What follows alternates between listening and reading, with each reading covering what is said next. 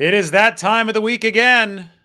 Time to analyze the 49ers' upcoming matchup. Will they beat the Washington Commanders, who come into Levi Stadium on Christmas Eve?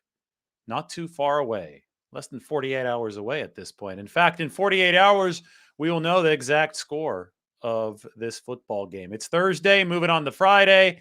The game is early this week. It's on Saturday. And here's the preview piece up on The Athletic. Came out this morning. 49ers take aim at the number 2 NFC seed as they prepare to host Washington. The article on The Athletic is in the description of this video. It is also now in the comment section of this video. So you can go ahead and check it out, comment, chat section, whatever you want. By the way, I'm simulcasting this to Twitch right now as well in full 1080p. I know it's 1080p right here, but I know Twitch is mainly like video gamers and stuff, but it doesn't take any work to hit that button. So seeing what's going on over on Twitch in case anybody watches on that platform if you want to check it out. Nice, like clean video on there, which is really neat. Anyway, the question is, will the 49ers beat Washington? I answer the question in the article, and I'm about to start answering some more questions as far as keys to this game right now. Key one for the 49ers, neutralize a really good Washington defensive line. You got Jonathan Allen there at defensive tackle, Daron Payne also on the interior. Chase Young is going to be returning from his ACL tear suffered last November in this game. I don't know how effective he's going to be in his first game back, but you pair Chase Young with Montez Sweat and those two defensive tackles, and this Washington front is for real. In fact, if you take a look at the DVOA profile for the Commanders, you see the profile of a good football team. Red is bad, green is red is bad, blue is good, and you see a lot of red in defense and special teams. I've been on the record saying that this Washington team reminds me of a poor man's 2011 49ers. They've got the defensive front. They have some nice players back in the secondary. They have stopped teams this year, or at least slowed them this year, especially on the ground. That run defense has been good.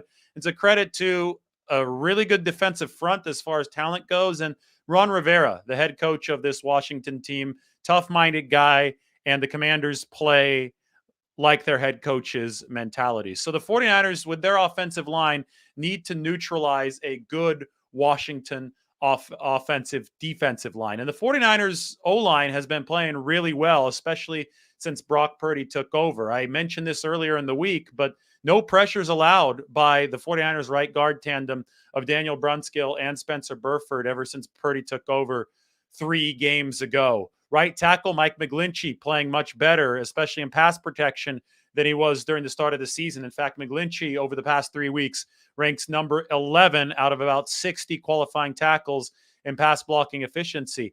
Jake Brendel, 49ers center, congratulations to him. He was just named the Pro Bowl alternate, which is big news for a 49ers team that was really nervous about Alex Mack's retirement this past off season. So the 49ers have been playing well up front. They've been protecting Brock Purdy well up front. But I have to say that this is probably the biggest challenge for Purdy and for this offensive line down the stretch of this season. It's a good Washington defensive front, and the 49ers have to make sure they neutralize them in both the run and the pass game. Key 2 for the 49ers, and this ties right into key 1, is maintain offensive balance with Christian McCaffrey as the focal point.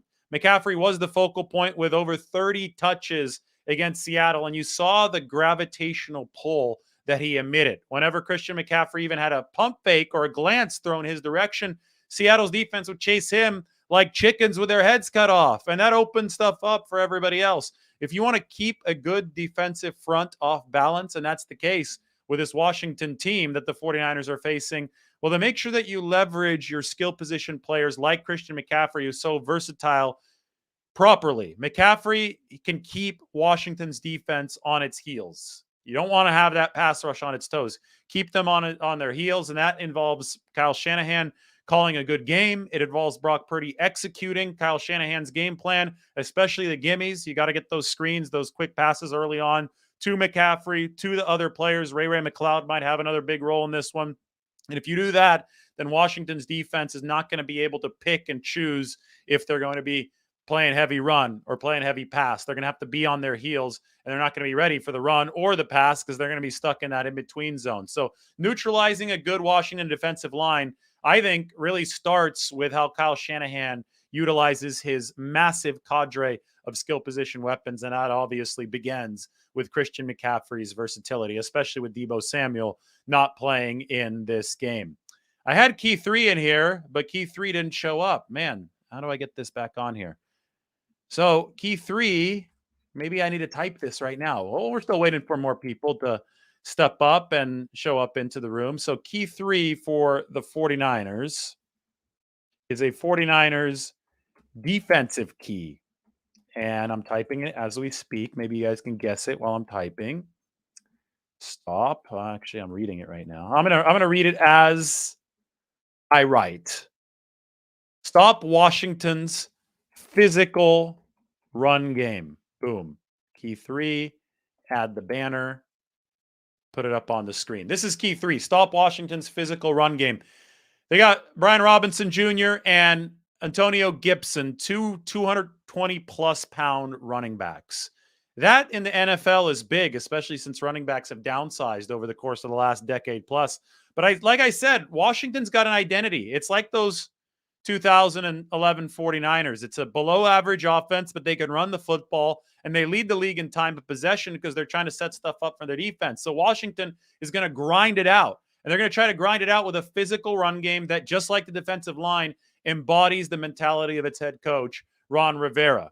Robinson and Gibson are tough running backs. They're loads to bring down at over 220 pounds. They're going to run a lot of gap scheme power stuff, the Commanders are. So the 49ers have to be ready on the interior of their defensive line to handle them. You look at Washington, and you look at where the 49ers are health-wise currently along the D-line, and it's fair to wonder, will the 49ers be able to handle the Commanders' run game better than they handled Atlanta's run game back in Week 6? It was an issue back in Week 6, handling Atlanta's run game. That was, 40 carries, 168 yards for the Falcons? But remember, the 49ers were also down 7 starting defensive players by the end of that game. So they weren't ready for a taste of their own medicine. You know, the possession generating, rushing attack offense that the Falcons delivered against the 49ers was what the 49ers have tried to do to other teams successfully over the past several seasons. So the 49ers lost by seeing their own style used against them. To prevent that in this game against Washington, the 49ers are going to have to overcome some thinness up front. I talked about those concerns. Well, Hassan Ridgeway is on IR, and Kevin Givens is not on IR, but he's not going to play in this football game. Thankfully for the 49ers, they have Eric Armstead back, and Eric Armstead is a huge presence at that defensive tackle position. And it looks like they're going to get another reinforcement in Javon Kinlaw, who is expected to come off of injured reserve. That probably will be formalized tomorrow on Friday, the day before the game.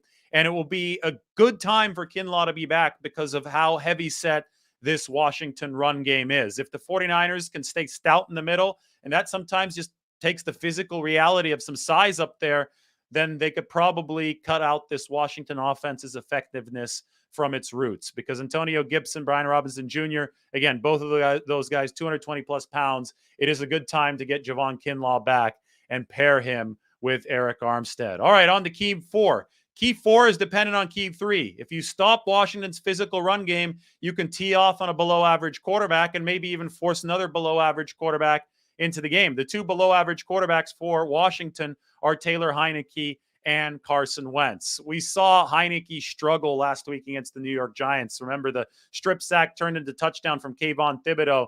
Washington's got some issues protecting up front. That's why they try to run the ball a lot. That's why they have such a plodding pace, the number 30 pace offensively, a snap every 33 seconds this season in the NFL, because they just want to shield their offense. They want to show the defense and get, with maximum rest. That defense is really good. You let them pin their ears back. You let them play with rest. But on offense, the Commanders are ranked in the mid-20s essentially across the board. You saw the DVOA set up right here. I'll put it back up there one more time. You see number 26 total offense, number 28 pass offense, number 25 run offense. So what they do is they just run pace offense. And they hope that pace offense, by just sticking around on the field, lets their defense get rest on the sideline. And then if they don't turn it over and they grind their way to a few first downs with the run game and maybe a few short Taylor Heinicke passes, the Commanders feel that they can beat you. And they've been right over many of the past 8 weeks. 6 out of 8 wins for Washington. Last week was not one of them. And one of the reasons last week was not one of them is because they didn't have as much success running the ball. And then the New York Giants teed off on Taylor Heinicke. And I think the 49ers can do the same thing, especially if they execute key 3. They can tee off on Heinicke here with key 4. And we saw Washington score only 12 points against the number 29 ranked defense of the New York Giants. I don't think it's going to go that well for Washington against the number 1 ranked defense of the 49ers. Finally, key 5, because, I talk about Washington being fairly limited offensively. They do have talented wideouts, though. And this is where the 49ers have to be really careful. And this is why all those other keys are so important, because you can't let Washington get into a pass-happy game. And that only happens if they're able to run the football and stave off the 49ers pass rush. But if it does turn into a pass-happy game, oh boy, you're going to see Terry McLaurin already has 1,000 receiving yards this season. The rookie, Jahan Dotson, who really operates effectively out of the slot, you're going to see the 49ers have to man these guys up. And I think that Charvarius Ward, who's questionable, and, he's been in the concussion protocol, but I think he's trending toward playing. Charvarius Ward is going to be another centerpiece for the 49ers defensively this week. Last week, we saw Charvarius Ward trail DK Metcalf. The 49ers play a lot of zone defense. They have ever since 2017 when Robert Saleh brought the Seattle-style cover 3 to San Francisco. But it's not until now the 49ers have had a proper press man corner who's not just a zone prototype, right? Richard Sherman obviously excelled in the cover 3 zone, so he continued playing the zone. But now the 49ers have a guy who can play a lot of man as well, and that is Charvarius Ward. And he trailed DK Metcalf last week, frustrated the hell out of DK Metcalf. It was a super impressive performance for the Pro Bowl alternate, Charvarius Ward, who I think has a strong case to be an actual Pro Bowler, but we'll talk about that later. I think that you're going to see a similar strategy this week. Charvarius Ward following Terry McLaurin around. And that's a big luxury for the 49ers defense to have a cornerback good enough to be able to trail the opposing offense's best wide receiver. And I say Ward squared because the other Ward, Jimmy Ward's been playing at an extremely high level at nickelback, improving every single week.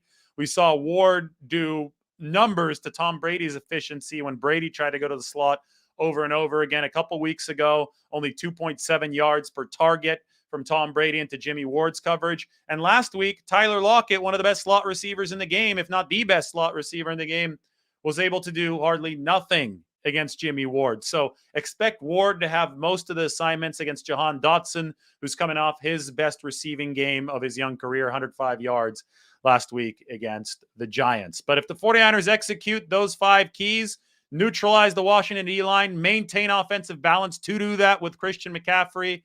Key 3, if they stop Washington's physical run game so they can tee off on Taylor Heinicke with key 4. And if their back end stays as disciplined as it's been, there's a reason why the 49ers are the number 1 defense in football. If the 49ers do those 5 things, the answer to this question, will the 49ers beat Washington, will decidedly be yes. The 49ers will beat Washington. I'm going to have a score prediction for everybody tomorrow, and I'm going to have more content coming tonight. There's always more content coming, so be sure to plug into all this. Subscribe to The Athletic. Check out the preview and the predictions if you want to see the score prediction a little bit earlier. It is up on your screen. You can hit that button right there, or you got to go into the chat section to hit the link. But subscribe to The Athletic is what you should be doing right now. Also, check me out on Twitter. All right, much more content coming soon. But the 49ers and the Commanders, they're coming up on Saturday. So I hope that you enjoyed the keys to the game and this preview. We will talk to you all in a little bit. Take care.